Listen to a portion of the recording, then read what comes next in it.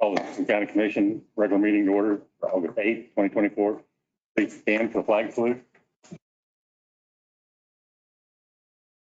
Pledge allegiance to the flag of the United States of America and to the republic for which it stands, one nation, under God, indivisible, with liberty and justice for all. Motion to approve the agenda is printed. No additions. I'll second it. Moved in second. Any other discussion? Not all those in favor say aye. Aye. Opposed? Motion carried. Consent agenda, minutes at the August 1st meeting, expenditures of $339,529.35. Security wire of $4,645.50. Indigent defense wire, $13,000. EMS non-payment wire of $4,540. We added tax of $8,668.74 and hand checks for $142. I move to approve the consent agenda. Second. Been moved in second. Any other discussion? If not, all in favor say aye. Aye.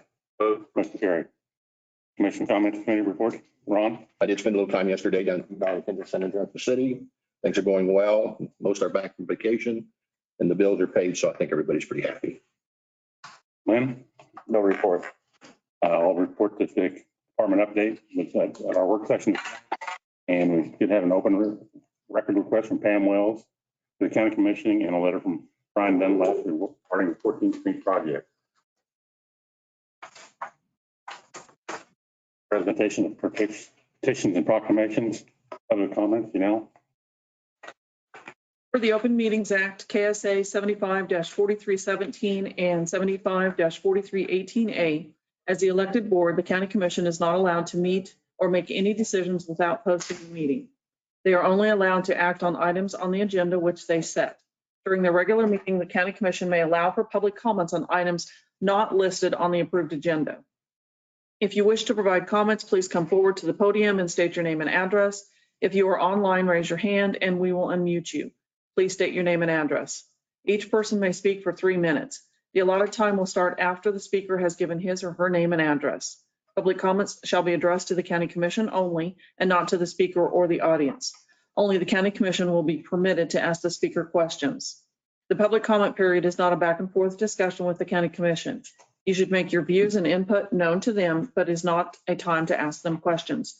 You should not expect them to respond to your comments. Comments may express support or agreement with the previous speakers, but in the interest of time, please do not repeat the same information. You may state something to the effect of your name and address, and I agree with the previous speaker. It is important to maintain a respectful, non-threatening atmosphere for anyone who would like to speak. Please do not engage in such actions as cheering, booing, clapping, insults, threats, etc. Anybody in the audience? Anybody online? I don't see anybody that's got their hand up. Janelle? Commissioners, the highway department has completed the replacement of a culvert in the 400 block of 1700 Avenue between Daisy and Deer Road. So that road was closed temporarily a couple days to complete that repair. They also, as we reported earlier, Martin talked about it today, but earlier this week, I'm losing my days, sorry, that we had a sinkhole on Old 40 right there, their Abilene machine, and that has been repaired. They found out that it was actually created by an animal burrowing. So it's good. That's been filled in and the asphalt has been replaced. So they're mowing around the county. Obviously today it's difficult to do that with the rain, but EMS staff is also attending the Midwest Mobile Integrated Healthcare Forum, and that's for the community paramedicine program, among other things. So we'll have information on that. They also reported that the Central Kansas Free Fair went well. They had 4 patients that they saw during the fair time with no transports out. And the fiscal year 2025 budget hearing for the county will be August 22nd at 11:05 here in the commission chambers. And that's all I would have. Lynn, any questions? No. County Councilor Doug? Thank you. So we've been extremely busy with a number of things, but one of the things we want to be working on is the tax sale. And I've been waiting for reports from the title company, haven't got them as of yet. So when I finish the meeting today, I will go over to the office and see if they have title reports, and if they do, great. If they don't, I'll want to know how soon we'll have them so we can move forward. I'd like to be able to get in a tax sale this year. And I've been involved with the recovery court, and that's going well. It's a lot of work by a lot of good, hard people trying to help individuals to get off of a number of different chemicals that aren't good for you. And so we're trying to work through that to help those individuals out as well. And that's all I've got for right now. Tax sale, how many at this time are on the list? Any idea? Sorry, On the tax sale, how many properties? don't know yet. I don't have any report. Okay. Yeah, This this, question besides that one I made, it was inappropriate. Well, and then also Leah had noted in the study session that it has to be published 3 times by statute Right. in August. And Yeah. so the first one will come out this week or Monday. And then we'll do it 2 more times. So, yes. Typically, there's quite a few on the tax sale correct. and the other part that happens, which I think is a good thing, is when it looks like it's going to be a tax sale or starts moving that direction, aren't there a few people that go ahead and make arrangements to take care of things? And Absolutely. that's what we're after, is keep the Absolutely. tax roll in a viable property. Yeah, I don't want people to lose their property. That's a choice they make on their own. But I hope that people would be serious about that and catch up on their taxes. And we would encourage them to contact the treasurer's office, and Leah and her staff had, Payments. right, Yeah. they would work with them. Yeah. And that's worked in the past for some, and hope it will again. But that's what we've got. That's all I've got right now. Thank you. Jeannie, election report? Yes, the election went well. I feel like we had a couple of hiccups, but for the most part, everything went well. We have 13,593 registered voters, and out of that, we had 3,494 votes cast, which gave us 25.70% turnout. We will be doing our post audit on Monday. The state requires us to do hand counting of 3 races after the election.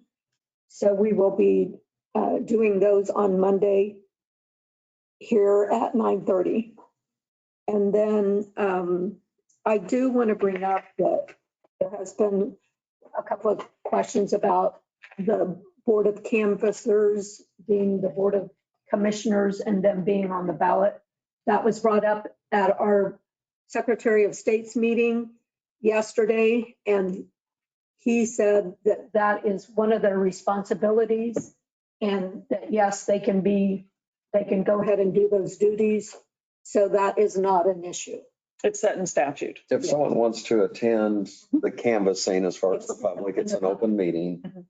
But it's not a participation type thing. They can observe But they cannot interact with the board. but you give us the information, like here's what you're going to consider next. And so there's an agenda and everything like that. Right. Very structured. Yes, yes. And we'll that will be- broadcast it live too. Right, and that will be August 15th at 12:30 here in the Commissioner room. And I also just want to explain the unaffiliated. I've had a couple of questions on that. If you were an unaffiliated voter, you have to declare a party, either Republican or Democrat, to get a ballot, except if you were in the Abilene wards because of the question on the sales tax question.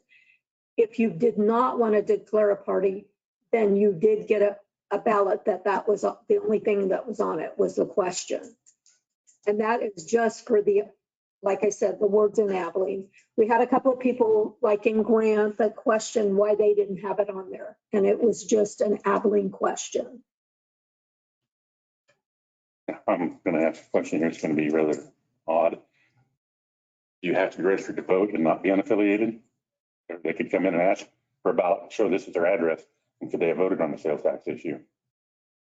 If they weren't registered, Well, I mean, do they have to be registered to vote? But if they're not registered to vote, do they have to declare a party? Or can they come in and declare it not a party and register to vote? What happens is we give them a provisional ballot Okay, and then they select their party there on the, but I mean, what I'm saying though, is if they want to vote on that tax issue, the sales tax, they don't have, they don't have to be registered as a Republican or Democrat. So how do you know that they're on the tax roll or they're registered to vote?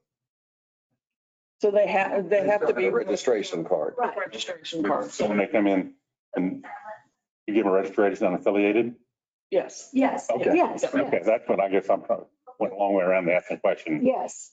But for clarification, they cannot come in the day of the election and say, I want to fill out a registration form Unaffiliated. and then receive a ballot. That part had to be, Yes, they can. could have done that Okay, if they as a want. provisional. okay. When they, if they, Provisional. okay, but if they're already, if they come in and they're already unaffiliated, they say, all I want to do is, I don't want to change my party. And this is only the Abilene Right, wards. yeah. This is only at the Abilene wards, because that's where the question was. If they didn't want to declare a party, we had just a separate ballot for unaffiliated.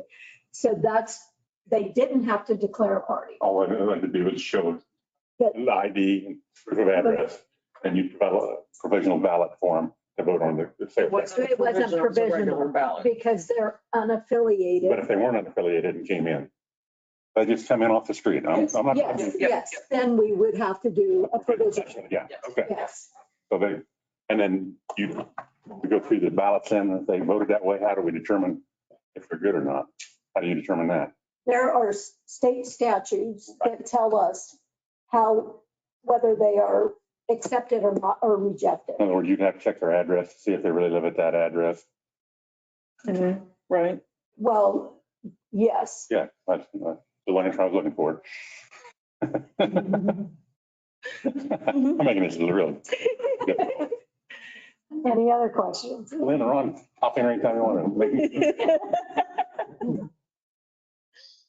Make it fun. Yeah, right.